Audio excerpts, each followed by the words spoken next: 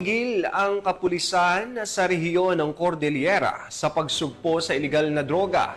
Kaya naman sa nagpapatuloy na marijuana eradication sa naturang lugar, matagumpay na sinira ng mga otoridad ang tinatayang 1.2 milyong pisong halaga ng fully grown marijuana plants sa Tinglayan, Kalinga. Tinitiyak naman ng PNP na kanilang ipagpapatuloy ang walang humpay na operasyon upang tuluyang mapuksa ang mga ilegal na aktibidad sa rehiyon. Gayon din ang pagpapanatili ng kaayusan at kaligtasan ng mga mamamayan. Patrolwoman Lizelle Digman sa report.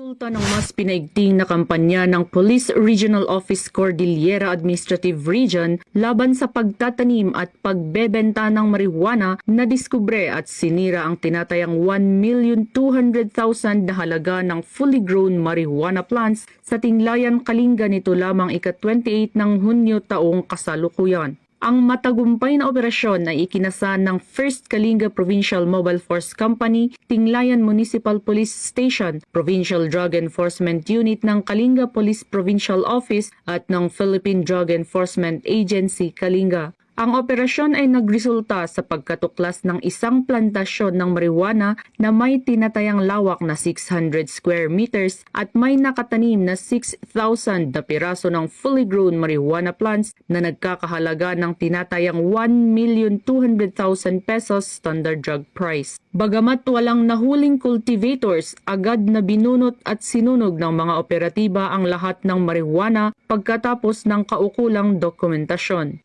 Ang matagumpay na operasyong ito ay nagtatampok sa patuloy na pangako ng mga ahensya ng kapulisan na labanan ang mga ilegal na aktibidad ng droga sa rehiyon Cordillera. Ang pagpuksang ito ng kapulisan ay bilang pagsuporta sa isinusulong ng Pangulong Ferdinand R. Marcos Jr. na whole-of-nation approach na kinakailangan para masugpo ang paglaganap ng ilegal na droga at maging illegal drug-free ang bansa. Mula dito sa Rehiyon Cordillera, ako ang inyong PNN correspondent, Patrolwoman Digman, alagad ng batas, taga-taguyod ng Balitang Pulis.